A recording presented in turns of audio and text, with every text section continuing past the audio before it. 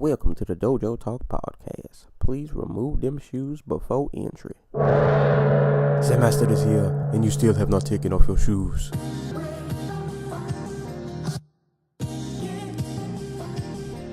Yeah.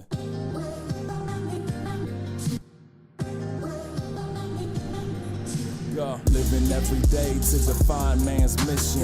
Look into the sky for divine transmission. Deaf man's vision makes the blind man listen. Eyes on the prize, this is blind ambition. Thank you. Yo, what's going on, world? Welcome to another edition of the Dojo Talk Podcast. I'm your host, Serial Sensei.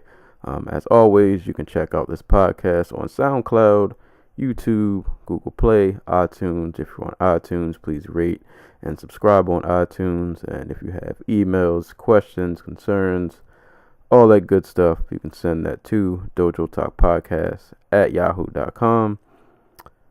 And yeah, that is my rambling intro. Yeah, man, I'm back in here recording another episode. It's actually February the 3rd right now, and I've recorded this will be the third episode in about 6 days. So yeah, man, I'm trying to keep myself busy. To be honest, I figured I would record this today. For one, while I was thinking about it. For two, tomorrow, well, by the time you guys hear this, the Super Bowl will be at past, but I'm recording this on a Saturday, so the Super Bowl's tomorrow. Kind of want to just chill out tomorrow and not do too much, so I wanted to record this now, so tomorrow I can just kind of go out, do whatever. Though, to be honest, I'm not looking forward to this Super Bowl. I don't care for the Patriots at all. Probably my most hated team. I'm also a Dallas Cowboys fan, so I don't root for any teams in my division. So the Super Bowl isn't doing a whole lot for me. And it was kind of different back in the day, because the first time the Patriots and the Eagles played, as much as, I don't root for teams in my division, I did like Donovan McNabb. I rooted for Donovan McNabb, and I also was a Terrell Owens fan. But this current Eagles team doesn't really have many people I care to root for. So this Super Bowl isn't doing much for me. But I might go out, because if you go out to a Super Bowl party, there will be food, and food is a way to lure me out of hiding. So if anything else happens, I might go out just to get some grub. But I don't know, man. This Super Bowl for me is kind of trash, to be honest. But it is what it is. We'll see what happens. If I had to pick a team that I quote unquote want to win, I would rather the Eagles win than the Patriots. But no matter who wins, my Colts nor my Cowboys benefit from it. So what does it matter? What am I rooting for at this point? But life. That's life. Life in the NFL. Whatever. But yeah, man. So Super Bowl's tomorrow. Black Panther's going down pretty soon too. I've already got tickets to see that twice, so that can't wait. And forget all the people that are already hating us. Saw people talking about they're trying to sabotage their ratings on Rotten Tomatoes, and I saw another post. Some dude said Black Panther is like the most racist, anti-American movie. All you guys gotta go sit down somewhere. Let the rest of us go see this. Y'all gotta chill out. Y'all gotta get out of here. I'm going to see Black Panther. I'm really hyped for it. I'm not letting anybody steal my joy. Been waiting for this movie for a pretty long time. I never thought I would see a Black Panther movie be made, but it's going down, and I plan on being there open tonight and probably that weekend also. So yeah, man, I'm hyped. I'm ready. So ready for this movie. But yeah, man, for today, we're gonna talk about some music. Got my first musical purchase of 2018 on deck. Also an album actually that came out last year, that I did not review, that I'll go over, and got some EP to review, and then also at the very end try to introduce a new segment to the show. So hintity hint, listen till the end. Throw that into the end. I won't spoil it now. It's not anything too special, but it kind of is. Trying to kick off the new year, doing something different with the show. Hopefully, keep things fresh, keep things new, innovative, so to speak. But as far as interviews, we're not interviewing anybody. as far as reviews, albums we're going through today, man. We're going to talk about the new Evidence album, Whether or Not. We're going to talk about the album from an MC named Danny Watts. His album is entitled Black Boy Meets World. And we're going to talk about Mike Shinoda's Post-Traumatic EP. So to kick things off, actually, we're gonna go with Evidence first. So Evidence, for people who don't know, dude's been in the game for a very long time. This is his third solo album, I believe. But he is, aside from his solo work, most people, if you do know him, you would probably know him from the group Dilated Peoples. He also has a group with Alchemist called Step Brothers, and that was actually kind of how I first started listening to them. Like, I've known about Dilated Peoples for a long time, and like they've had songs that I like, but I didn't really like dig super deep into their catalog. Though I will say, Directors of Photography is a really, really, really dope album. Every time I go back and listen to that, it's like refreshing listening to the album again and remembering how dope it was. And I feel like that album should have got talked about more, but that's neither here nor there. But yeah, man, the point being, Evidence has been in the game for a while. Like I said, he's been with Dilated Peoples. He's had the Step Brother project with Alchemist that was really dope. But for this, he's on a solo tip. And this album is entitled Whether or Not. This is a follow-up to his last album, Cats and Dogs, which came out in like 2011. So, while he's been releasing music, it's been a while since we've, heard from him on a solo tip. And to be honest, this is actually the first, like I said, I bought the Step Brothers album with him and Alchemist, and I have a Dilated Peoples album. This is the first solo Evidence album that I've actually ever listened to and or purchased. So from what I heard, Cats and Dogs, his previous album was pretty good. I haven't listened to it. I'd have to go back and do my history, but we're going to talk about Whether or Not. I pretty much listened to this because I just wanted to kick off 2018 with something new. Like, I feel like 2018 started off pretty slow, and this was the first release that I heard people talking about. And like I said, I've listened to other projects that Evidence was on, and I've enjoyed them. So I figured, I might as well just give this joint a spin and see what happens. And to be honest, man, I've enjoyed giving this album the spins that I've given it so far. Pretty much, man, I'll just jump right into it. Production wise, I'll give a shout out to the producers, at least that I saw credited. So we got Twiz, the Beat Pro, Alchemist, who he's worked with in the past, Knots, DJ Premier, DJ Babu, who was part of Dilated Peoples, Evidence himself, did a few beats on here, Sam I Am, and Budgie Beats, if I'm saying that correct. So those are all of the production credits. And actually, the reason I wanted to mention the production first is because, honestly, that was the first thing that kind of grabbed my ear when I first listened to this. I really like pretty much like all of the beats on here.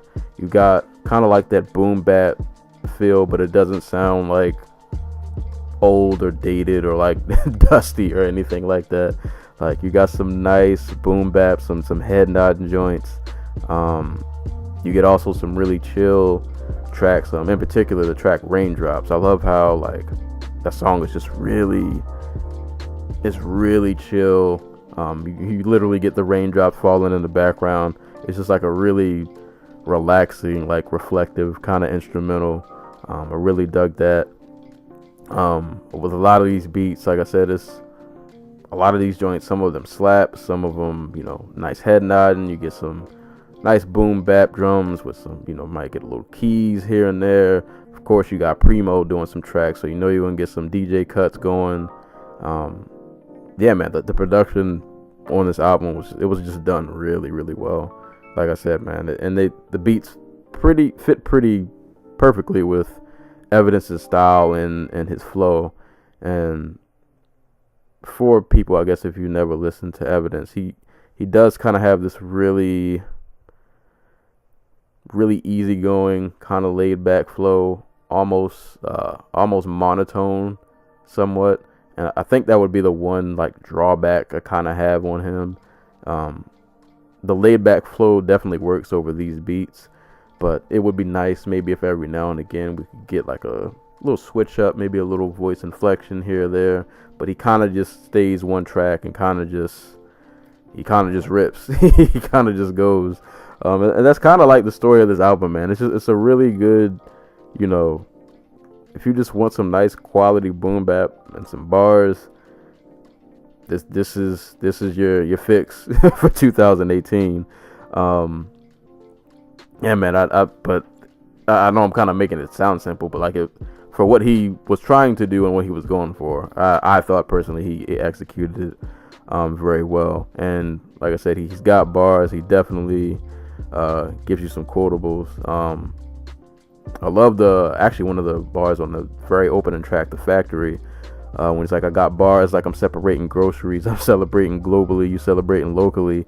And the other track, or it might have been on the same track, when he said, I'm here to tip the scale in your area, the ups are high, the downs build your character, middle ground's a dangerous place because mediocrity be socking everybody in the face. He has a lot of nice subtle bars. Like I said, due to his delivery, it might not sound like he's saying much because he's so laid back, but he has a lot of clever wordplay, and really, like I said, just a lot of quality bars in these songs. If you really, if you got your ears open and you're really paying attention to what he's saying.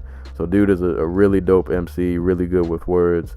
Topic wise, he kind of touches on a pretty good gamut of things. He goes into talking about like his ups and downs of his career as well as his life. He has a really, really personal track at the very end called By My Side Too, where he talks about his wife finding out that she had breast cancer and how that whole situation went. He like I said, he touches a lot of good topics. It's reflective. Some of it is just him giving you bars. Some of it's personal. So it's a nice gamut of things. He also has a lot of shout outs to his fans on here, which I think is cool. I wish I would have wrote those tracks down, but a lot of bars where he's referencing just kind of being appreciative of his fans and how long he's been in the game, how he's been able to stay in his career because of his fan support. So I thought that was dope to for artists to let his fans know that he appreciates them riding with him for this long, I should say. But yeah, man, just real quality beats and rhymes. I kind of wish I had more in depth to go, but like this is just a really well put together, like kind of like a hip hop head album, I would say. Like if you're a hip hop head, this would probably be an album that you would probably thoroughly enjoy. I guess I'll just go into some of my favorite tracks. I love the opening track, The Factory. I like Throw It All Away. Jim Dean, I love the beat on Jim Dean. The Jim Dean beat knocks. Whether or Not is a dope track.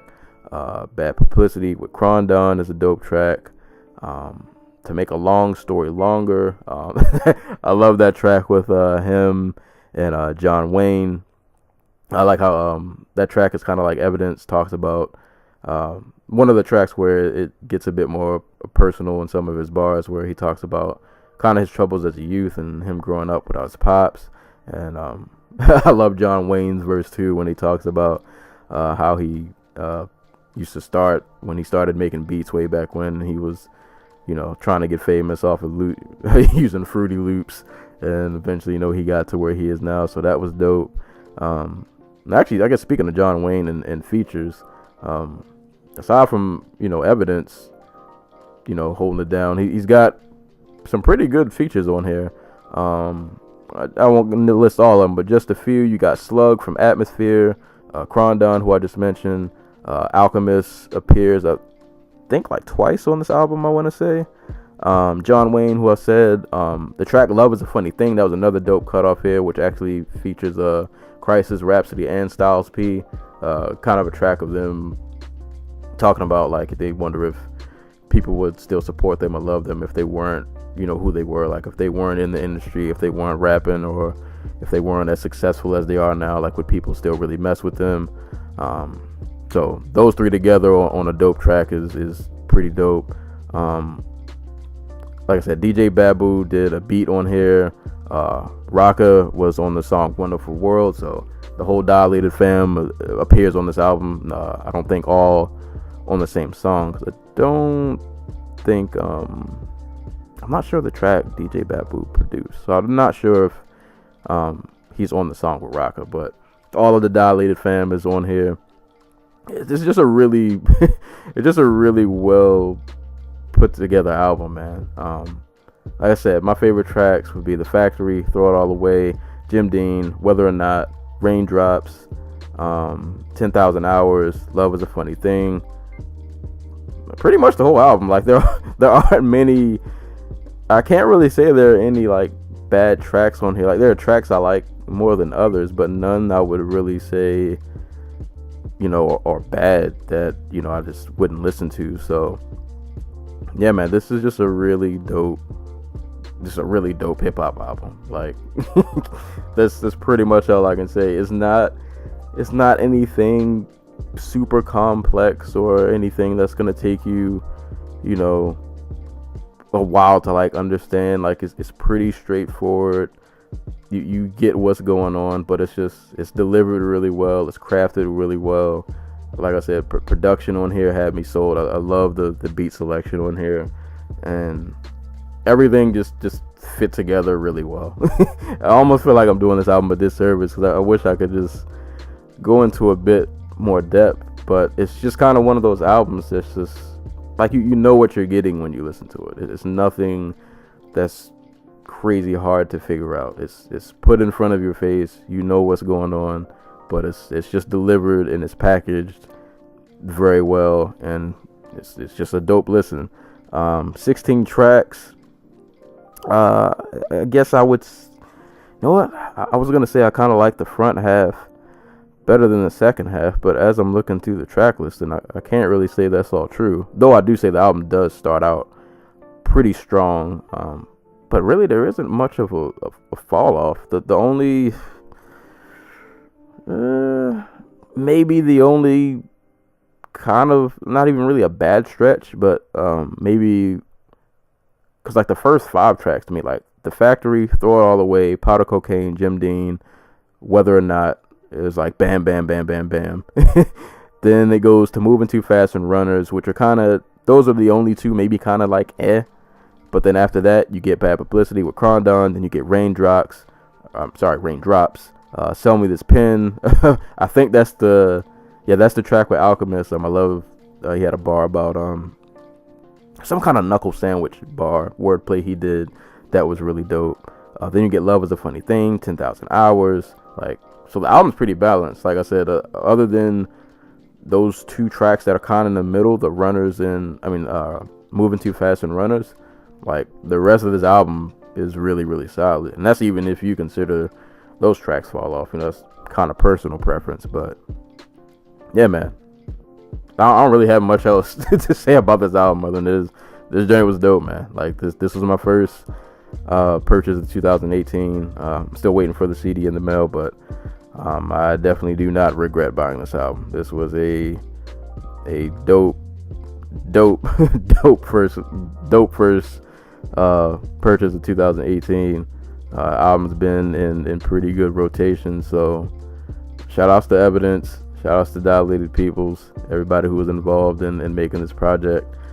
It just turned out really good, man. And I think on Evidence's YouTube page, he has the whole album to stream on a video, so you can listen to it there. You can also listen to it on Bandcamp. I'll try to leave a link below so you guys can check it out.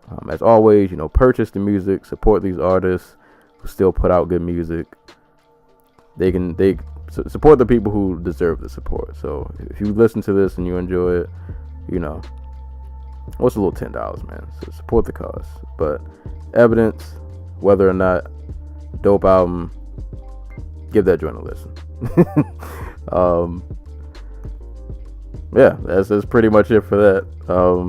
moving on, I guess, to the next project. Well, before I actually start talking about this, I got to give a shout out to my co-host, the Anti-Cool, because if it wasn't for him, I would not have heard about this album. So the album I'm going to talk about next is Danny Watts, and this album is entitled Black Boy Meets World. As I said, my co-host, the Anti-Cool, who I review all the MMA fights with, put me onto this album. I had no idea who Danny Watts was until he told me. So Danny Watts is from Houston, Texas. And I guess as kind of a segue from the Evidence album, I mentioned that Evidence had a song with John Wayne. Just so happens that Danny Watts is signed to John Wayne's label, which is called Authors Recording, I believe. And kind of from what the backstory I read about Danny Watts is, I guess he was just kind of like your regular everyday person working at Costco. And one day he hit up John Wayne on SoundCloud, and I guess he hit him up trying to work with him, and he wasn't sure if he would ever get a reply back. But not only did John Wayne reply to him, he was like, yeah, I would love to work with you, but we need to meet in person. And Danny Watts lived in Houston. John Wayne is a Cali resident, so Danny Watts scrambled up some money, I think with the help of his friends. At first they were going to drive down there, at least from the article that I read. They were going to drive to Cali, but I guess that was kind of too expensive. So they ended up getting some money together. Danny Watts took a flight. They met, and they started recording the album. And then I believe he quit his job at Costco, and he's trying to do music full time. So I thought that that story is pretty dope on how he just kind of dropped everything, and he's going headfirst into the music biz. And for this, I believe, is his debut effort. Pretty good start. Definitely putting the strong foot forward. This is a really interesting listen. I didn't know who Danny Watts was, so I wasn't sure what I was about to get into. But I definitely like what was going on in this album. This album was very personal. It was very vulnerable. It was very honest, observant. Yeah, man, he really left everything out there. Like, emotions on the sleeve. It was all out for show. And I think kind of what attracted me to this album, he kind of reminds me a bit, and not to say, like he's biting, but if there was somebody I could compare him to a little bit, there's something about him that kind of reminds me of Mick Jenkins, and I can't really put my finger on it. I guess there's certain like flows or certain sentences, maybe it might just be the wordplay. There's something about him that reminds me a little bit of Mick Jenkins, who is easily one of my favorite rappers. So I guess that's kind of what kept me listening to this album, just because he kind of just reminded me of Mick Jenkins. But other than like the sound, or like sometimes I feel like their wordplay kind of reminds me of each other, they're definitely completely different artists, and definitely with completely different subject matter. I guess real quick, shout out to the producers who had a hand in this album, which from what I saw was basically handled mostly by John Wayne, who is a rapper, also a producer. He had an album actually last year called Rap Album Number 2, if you guys want to check that out. But it looks like John Wayne pretty much handled the bulk of this album. Additional production credits I saw to Jeremiah J. and Paul Castelluzzo. Sorry if I'm butchering your name. But yeah, those three are the main people I saw credited. But it looks like John Wayne pretty much handled the bulk of the production. This album sounds very, what's the word? It's pretty like moody. It's kind of moody. It's real low key. It's kind of dark. It's not, I don't know if this isn't like the kind of album you would like bang in your car, but I feel like this is like more of a headphone album. But like I said, it's a real, and I say moody because the beats, along with kind of like Danny's subject matter, it makes it it's a real, like I said, it's a real personal listen, but it's something about it that's kind of dark, but it's a real honest listen. Content wise, he touches on a lot of really like personal things. He talks about kind of him dealing with his inner demons. He talks about death, his shortcomings kind of as a person, and also his shortcomings, I guess, how he feels as a father sometimes. He talks about his relationship with his actual father and kind of that whole situation and how it hasn't really worked out and it's not really what he wants it to be. But like I said, it's a really observant album, really honest, just a kind of about life in general and things that unfortunately can go wrong in life, and like just his perspective on certain things. But I really just enjoy like just the rawness and the honesty of this album. And I also really enjoyed I like his pen game.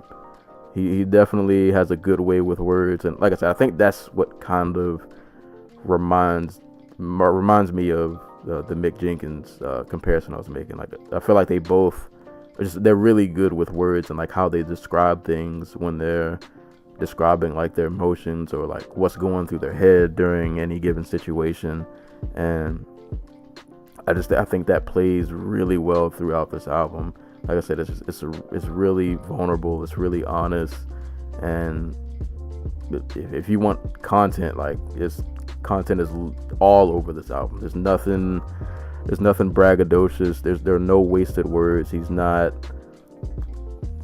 bragging about, you know, I got 1,000 cars and, you know, bags of money. Like, nah, he's all on some real life, real talk, you know, real talk. And I definitely appreciate it, being that he's from Houston. And if you guys are listening, hintity hint, I just did an episode not too long ago discussing kind of like my relationship with the Texas underground scene that I kind of, you know, stumbled on back in like the early 2000s.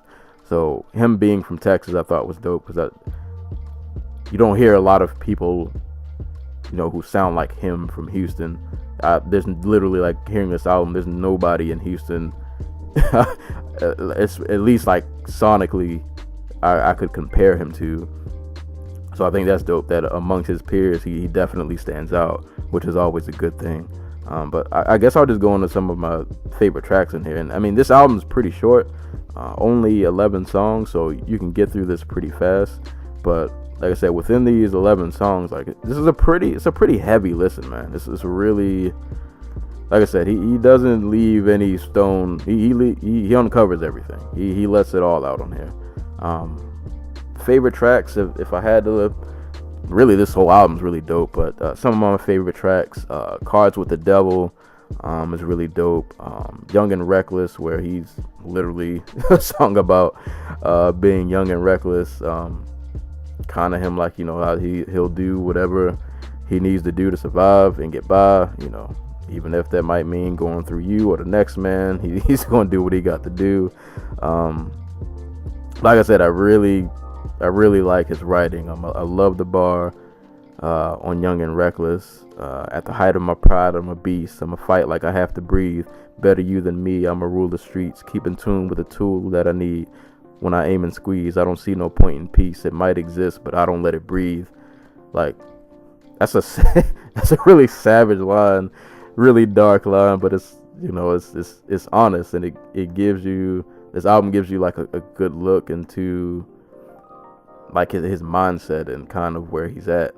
So yeah, I really enjoyed Young and Reckless. Actually, the next track, Pill, is another favorite, where he done, like I said, another really kind of like dark track where he kind of talks about dealing with death and like the emotions that kind of go with that, and like what goes through your head when you're like witnessing death. I think the first verse was kind of him literally talking about like him holding a dead body and like what's going on through his mind as he sees this person kind of, you know, bleeding out, and it kind of gives him like a new perspective. And the second verse is kind of a story about him and his friend getting caught up in a drive-by, and like by the end of the verse, he, you know, his friend gets shot. And I kind of like, there was one of the last lines, I can't remember it verbatim, but he basically wonders like, oh, should I start packing heat when I'm running around, because you just witnessed your friend get hit, and now he's thinking like, should I have to, do I need to carry heat too, because it's real out here, for lack of a better term. But like I said, I really like kind of how honest this album is, and how he really gives you a good look inside of his mindset and what he's thinking of when he's in these unfortunate situations, and kind of how like these moments have molded him, for better or worse. I love the track also, Things We Have to Do. Probably one of the most vivid tracks I've heard in terms of him going really deep into detail about a situation where he was robbed, and like literally robbed, like, dude put a gun to his head and all that, and him going through his thought process and describing just what it's like to be in that situation, about the guys telling him to move and get down, and like literally he's frozen in shock and he can't move, and he's thinking like, yo, am I about to die? Am I about to go to the afterlife? Is this dude gonna kill me? Yeah, man, that's another track that's just, it's really, really well written, and you really get a look inside of his head on what he's thinking of. And actually, my mistake, I think this is the track that at the end of it, he mentions, or he's like asking himself, should he pack a strap because he just got robbed, and he, obviously don't want that to happen again.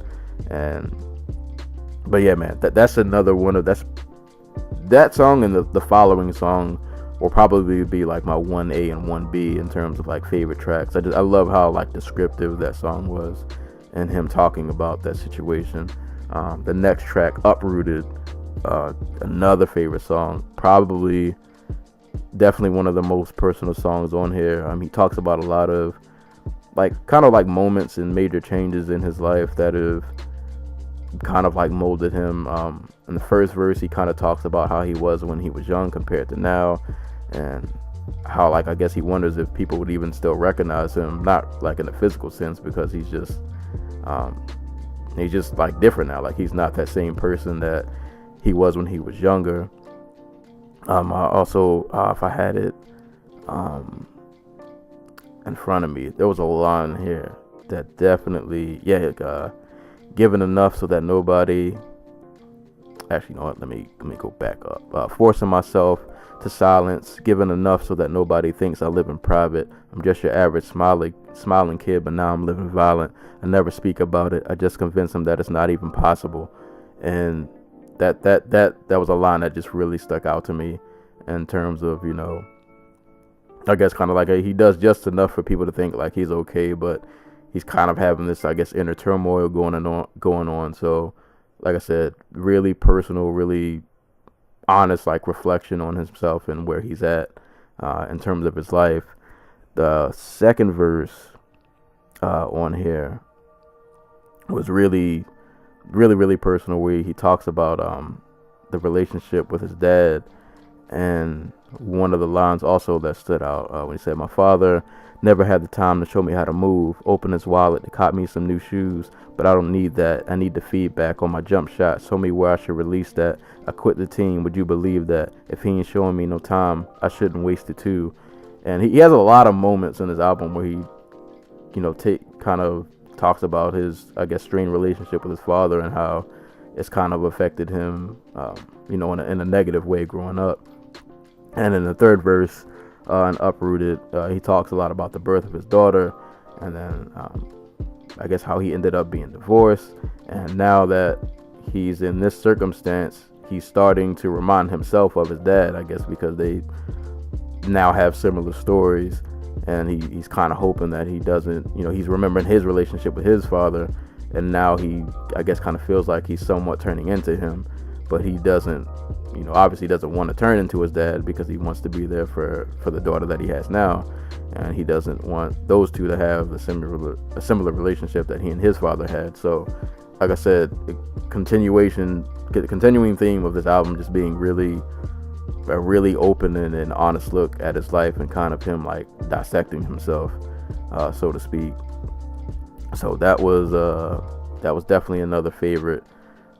This was another album where like really like a lot of these songs are pretty dope, man. Like I said, Cards with the Devil, Young and Reckless, Pill, Things We Have to Do, Uprooted, Back Again was dope. I guess the last track, cause that's almost the entire album pretty much. The last track I'll mention on here probably would be the closing track, Black Boy Meets World. And I enjoyed this track. He talked a lot about kind of the, I guess, important people in his life, mainly his mother, and I assume he's talking about his grandmother. He references her as Grammy, so I'm gonna assume that's his grandmother, but somebody can correct me if I'm wrong, but that's what I picked up from it. But he kind of talks about them being an influence and what he's learned from them, and how, especially like how his grandmother kept me in the church, but also reverting back to his father. This line really stood out to me, where he kind of describes how he was in church with his grandmother, and he's looking in the choir and he sees somebody that looks familiar. I guess he thinks that looks like him, and he's asking his grandmother, like, is that my dad? Like, is that my real dad? And his grandmother's like, no, that's not your pops. But in his head, I guess he's just kind of really wanting a father figure, so he's like imagining this person in the choir being his dad and coming up to him and saying, you know, like, hey, I'm your father, you know, so on and so forth. And that second verse just kind of hit really hard. And one of the lines that really stuck out, and I think this was how the song closed, where he says, my heart was yearning, I know, because I was still sitting rows, put my mind through these shows, finding bliss on my own, avoid the truth because it's cold, it was hard to let go, Black Boy Meets World. I was like, ooh, like that joint hit when I heard those last few bars. But yeah, man, that was another just really deep, really personal song. And like I said, that's kind of the story of this album pretty much. Like I said, it's real deep. It's really a real personal listen. Like I said, you get a really good look into his life and his growth as a person, and how he started to kind of how he is now, and a really just good, intricate look into kind of the inner workings of a person, and like all of the inner turmoil that you'll face, and, you know, effects of your decisions, whether they be good or bad, and how, you know, all these situations that he's been put in, for better or worse, have, you know, affected his perspective on life. It's just a real deep album, man. A real deep, real honest album. Like I said, it's only 11 tracks. It is a bit of a heavy listen, I would say. Like I said, not something that I'm really gonna like bump in the car, but this is definitely like some headphone music. But like I said, he's definitely a good wordsmith. He's really good with words. He's a great writer, which I appreciate. And this is enough of a debut for me. You know, this is a good enough debut that I definitely want to hear any future music that he does. So him signing to John Wayne seemed to have been a definite good look. These two seem like they make a pretty good team. So I'm definitely interested to see what direction he would go in next. Like I said, I feel like with this album, you get a good sense of kind of who he is as a person, and like how his upbringing and everything was. So I'd be interested to see maybe like what topics he would touch on his next album, next project, to see what else he has to offer. But Danny Watts, Black Boy Meets World, really dope album. Like I said, this actually came out last year in September, but I didn't hear about it till this year. But I enjoyed it enough that I wanted to give it a mention and review it. So you guys definitely give that a listen, man. It's a real solid album. Definitely a kid to keep tabs on, and I'm glad he's from H-Town, man. Shout outs to all the Southern lyricists, you know, holding it down. And like I said, I appreciate the fact that he, amongst his peers, he definitely stands out. He doesn't sound like anything else that I've heard, not even just from Texas, like in the South in general. Like, you just not many people I would say like kind of have his style of rap. So I definitely appreciate him being different and standing out. So shout outs to Danny Watt, shout outs to John Wayne. Black Boy Meets World is a dope project. I will leave a link in the description below. You can cop this on Bandcamp. You can listen to it on Spotify. So definitely give this guy a listen, man. It's a really, really dope project. And the final project I will be talking about today, which is a really, really short listen. Not even a ton to review, just because of how short it is. But Mike Shinoda dropped an EP called Post Traumatic, and I didn't even know this dropped, I think, until a couple of days later after it had came out. Saw somebody posted on Twitter.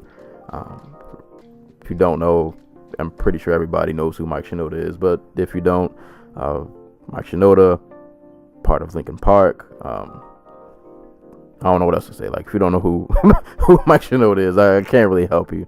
But I believe this is pretty much like the first musical effort that has came from anybody in that camp since the unfortunate passing of Chester Bennington, who was the lead vocalist of Linkin Park, obviously.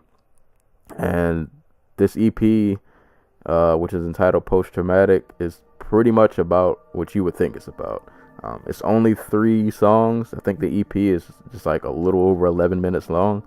And I won't even really get into like the sonics of this album, because I feel like you kind of, I'm going to say you know what you're getting into, but this is basically Shinoda, kind of just grieving and trying to process, not just the loss of a bandmate, but like the loss of like one of his best friends, and kind of him just dealing with the aftermath of that situation, and how he's, still trying to move on, still trying to carry on, but he lost his friend. He lost somebody that meant a lot to him. So this also kind of like the Danny Watts album. Like, it's a pretty heavy listen, especially like if you've been a fan of Linkin Park. So you kind of know the situation. You know how close he and Chester were, and like people who've been fans of them for this long. You've grown up with the band and you've been with them all these years, and then they lose a member. So like it's a really heavy listen.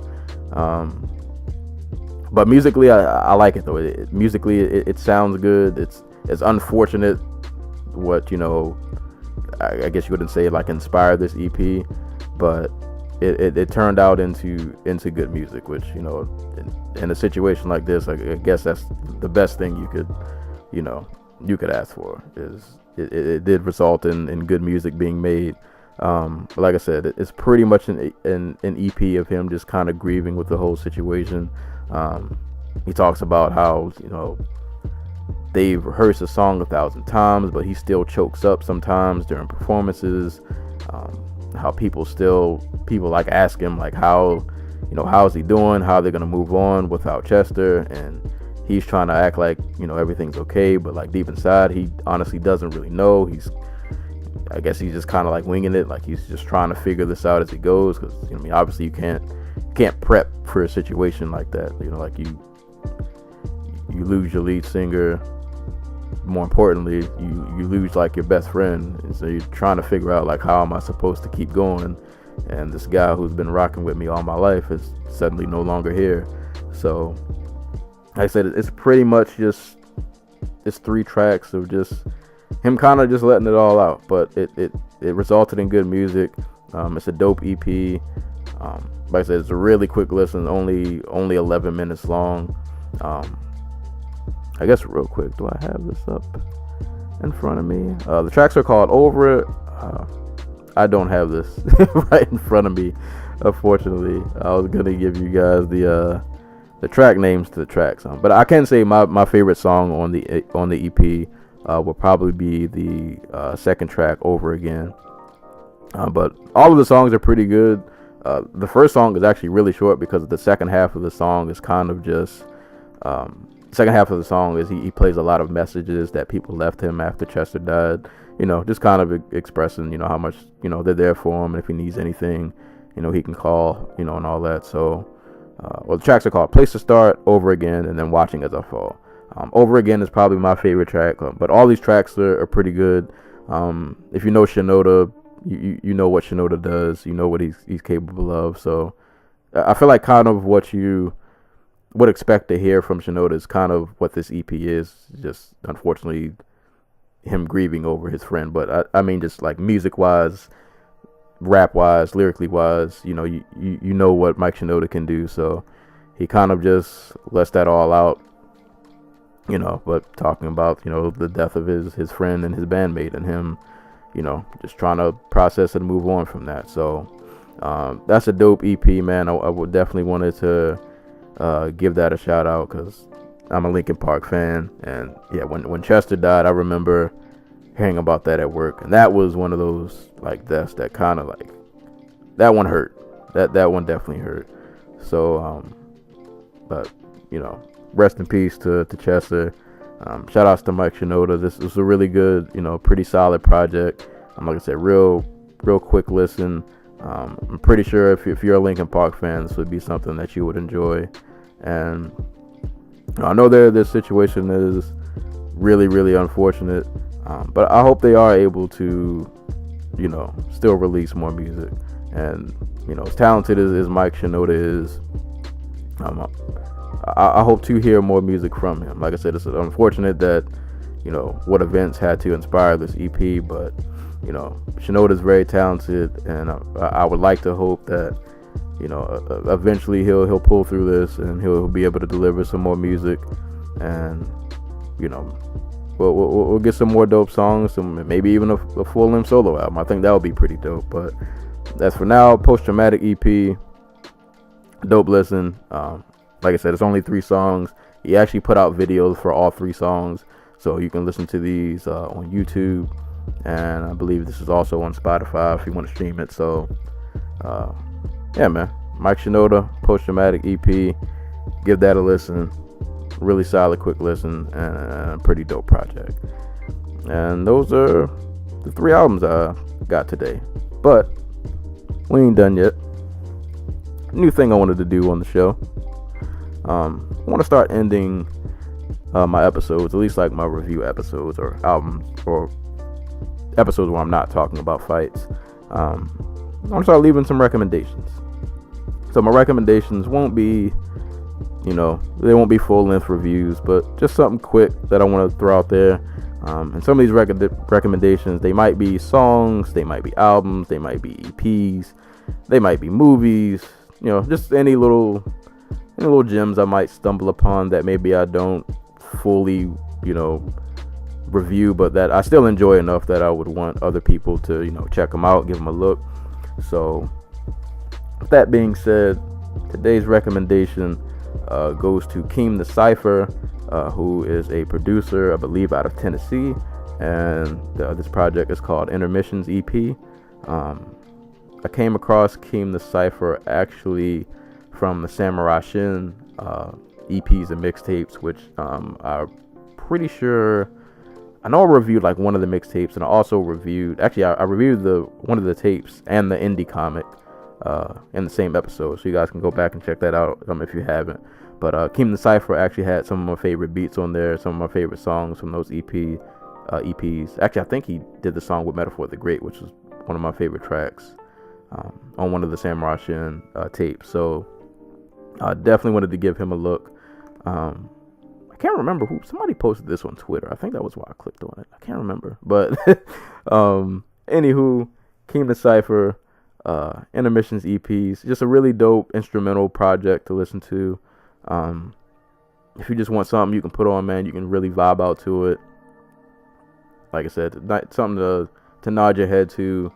Good background music, and I don't mean that in a negative way, like kind of something you can just put on maybe while you're writing, or doing some kind of just like random activity at home. You can put this on in the background, just kind of let it rock, and it's just something nice to kind of nod your head to. Kind of reminds me of maybe like some instrumentals you would hear in like a samurai anime or something like that. But yeah, man, this is a really dope EP. He's a really talented producer. I would say some of my favorite tracks from the EP. It's only 10 tracks. But Outspoken, Riot, Darker Than Blue, Big Dipper. It's a dope EP, and the beats don't even run that long. I think the longest track on here is 2 minutes. Actually, I think it's the last track. The last track's 2 minutes and 10 seconds. So all of these tracks, they go by pretty fast. It's a quick listen, but like I said, it's something really nice, something to vibe out to. Good beats to just kind of put on and zone out. So shout outs to Keem The Cipher. Once again, it's entitled The Intermissions EP. I will leave a link to his Bandcamp page so you guys can check that out and give it a listen. So that is my recommendation of the day. And that's it. So, evidence whether or not Mike Shinoda, Post-Traumatic EP, Danny Watts, Black Boy Meets World, and recommendation, Keem The Cipher, Intermissions EP. Give all these a listen. All dope projects. I'll never lead you astray. So, just trust me. I got you.